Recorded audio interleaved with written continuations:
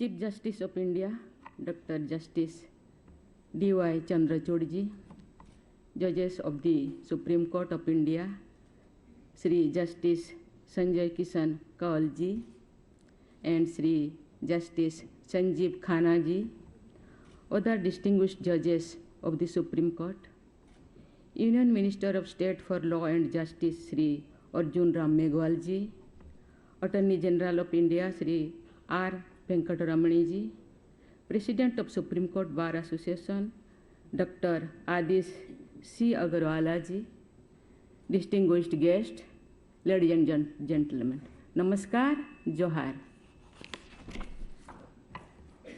I am happy to be here among you on the Constitution Day, an occasion of great national importance.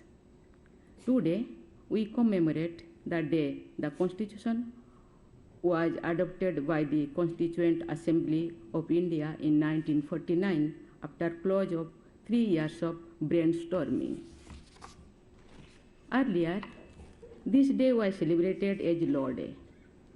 In 2015, as the nation celebrated the 125th birth anniversary of the key architect of the Constitution, Dr. Babasaheb Ambedkar, the Government of India declared 26 November as Constitution Day. The twin aims were to help spread awareness about the Constitution as well as about Dr. Ambedkar's crucial contribution to it. Today, we celebrate the values enshrined in this founding document and rededicate ourselves to uphold them in the day-to-day life of the nation. What are these values? They are justice, liberty, equality, and fraternity, which are specially highlighted in the preamble. These are the principles on which we have agreed to conduct ourselves as a nation. These are, of course, the civilizational values of humankind, finding their best expression in the wisdom of this land. During a collective journey from darkness to light over the centuries, people in different parts of the world have rediscovered the same repeatedly. In our case, it was during the great freedom struggle that we came to realize their importance once again. The people from different corners of this vast and diverse country, to reach the rich and the poor, men and women, the educated and the uneducated, city dwellers and villagers, followers of different faiths, found a common objective in the liberation of the motherland.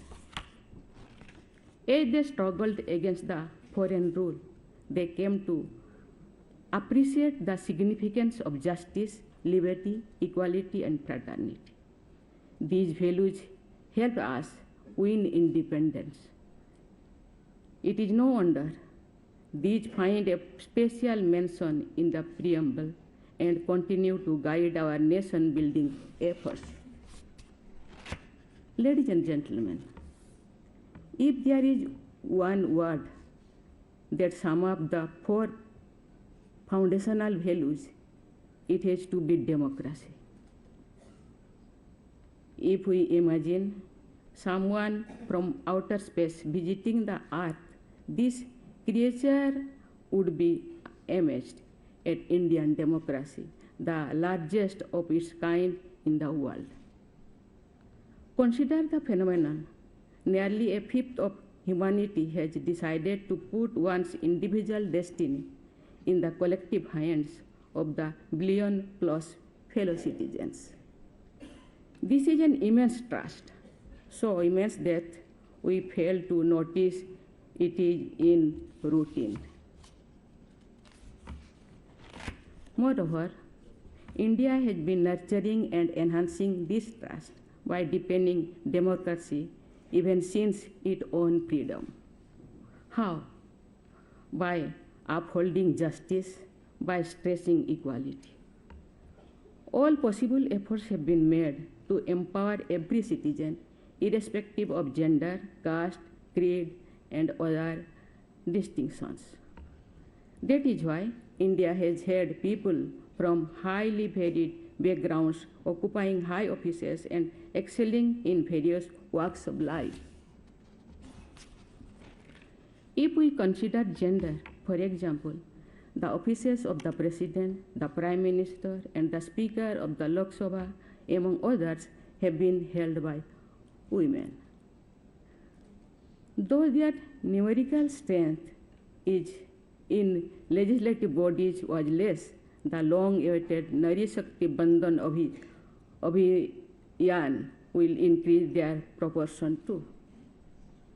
In the bureaucracy, armed forces as well as scientific and technological research institutions, women's representation has been rising. This is true not only for women, but also for others socially disadvantaged groups including scheduled castes and scheduled tribes. While the place of the judiciary in the constitutional framework remains rather unique, I am confident that this institution too has been welcoming diversity with open arms. More varied representation of India's unique diversity on bench and bar definitely helps serve the cause of justice better.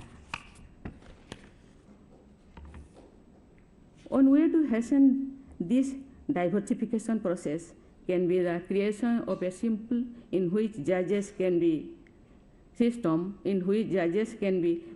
recruited from varied backgrounds through a process which is merit-based, competitive and transparent.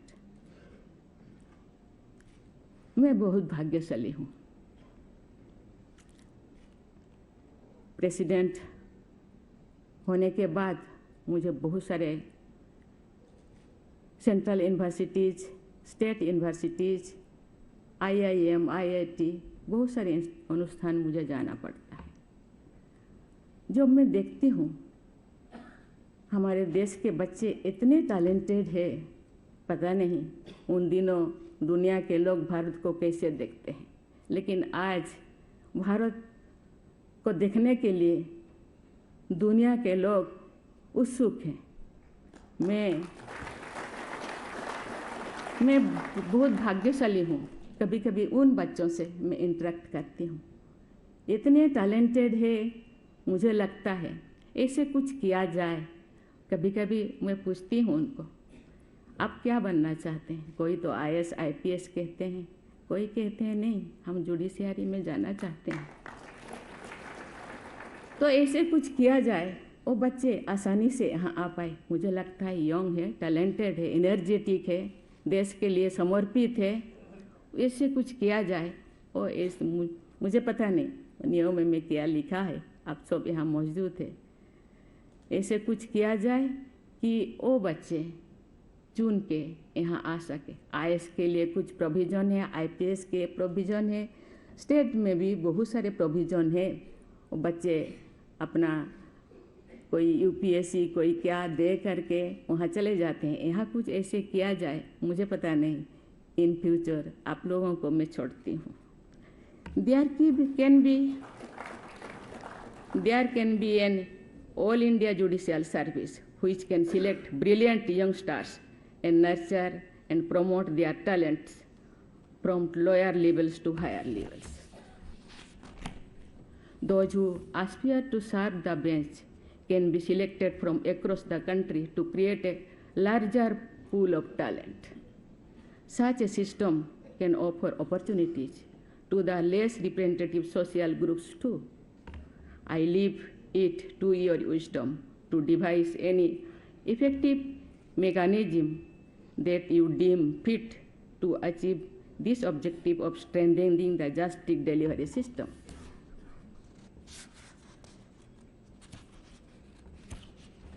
Ladies and gentlemen, the cause of justice is best served by making it accessible for all. This also strengthens equality.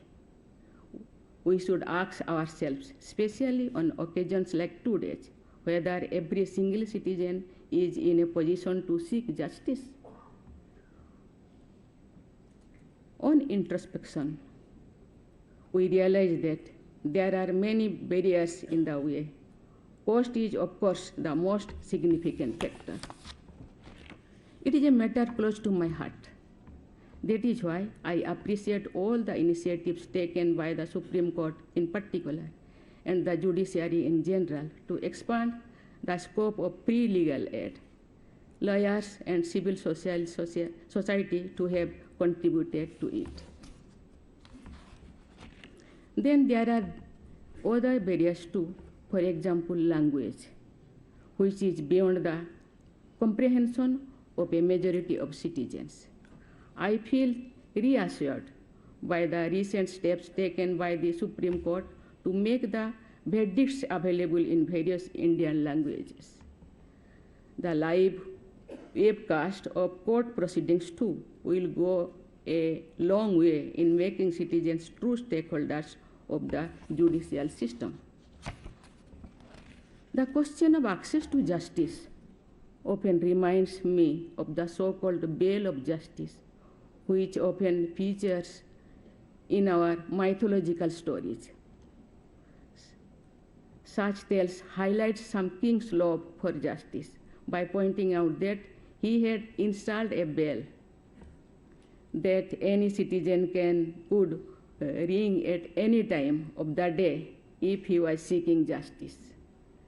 When I heard such stories, as a child, I wondered if the king would have any peace of mind at all, with people clamoring for his attention all the time. Later, I realized that such a king would have made the justice delivery system so efficient that the bell would need to be rung only rarely. Therefore, in order to improve the access to justice, we should seek to make the overall system citizen-centric. Speaking to our systems, we realize that they have been products of time, more precisely, products of colonialism. Clearing away its vestiges has been a work in progress. I am sure that we can speed up the remaining part of decolonization in all domains with more conscious efforts. I believe involving the young generation in those efforts by making them more knowledgeable of the Constitution, its making, and its working will bear excellent fruits in that direction.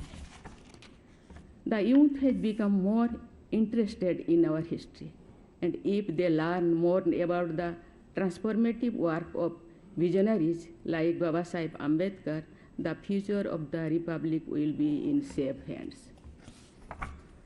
Ladies and gentlemen, as we celebrate the Constitution Day, we should know that the Constitution is, after all, only a written document.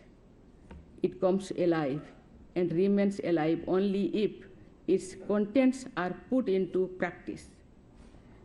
That requires the exercise of interpretation. I must congratulate the Supreme Court for playing the role of the final interpreter of our founding documents to the perfection. We are aware of their role and responsibility in India's democracy. These courts, bar and bench have constantly raised the standards of jurisprudence. Their legal acumen and scholarship has been par excellence.